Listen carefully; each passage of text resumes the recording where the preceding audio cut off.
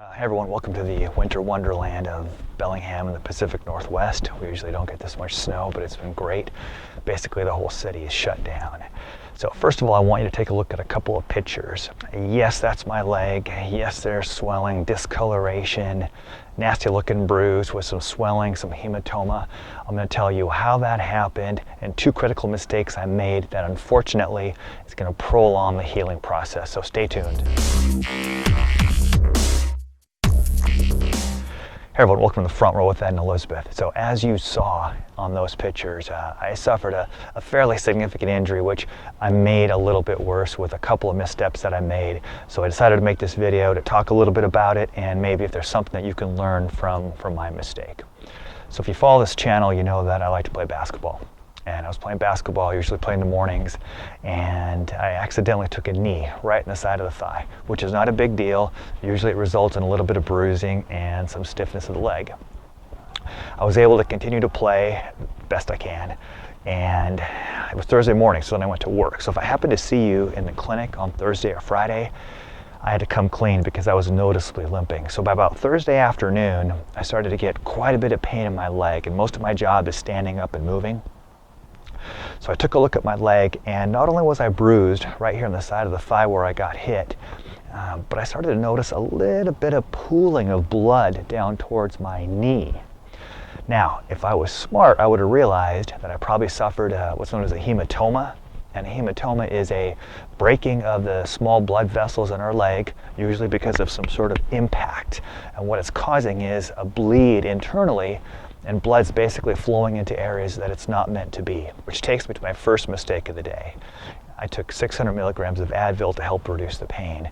What I should have done was taken Tylenol, which is acetaminophen, versus Advil, because what Advil does is actually inhibits the clotting process. So remember, I had this bruise, I had a little bit of internal blood vessel damage, so there was a little bit of a hematoma, some bleeding.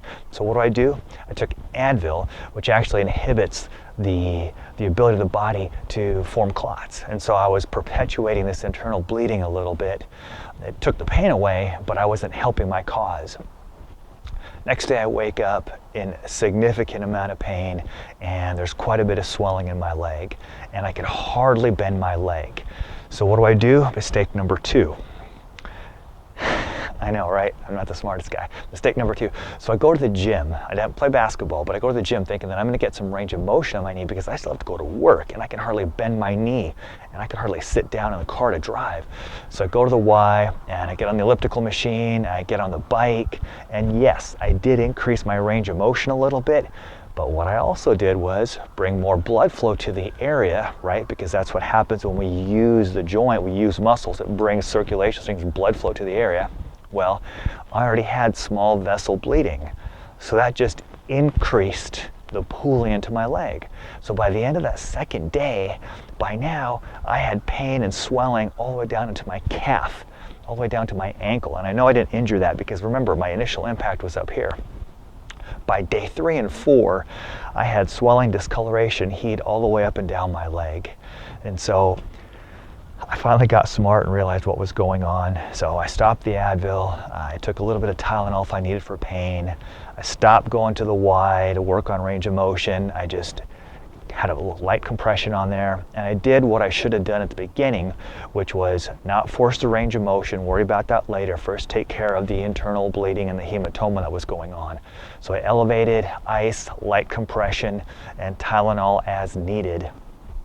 By day 9 and 10, I finally started to get some more range of motion. The coloration changed. You'll notice when you have a hematoma like that, it goes from this reddish brown to kind of this green, and then finally to a yellow, and then you know it's finally healing up as the body kind of reabsorbs some of that extracellular debris. How long does it usually take for a hematoma to get better?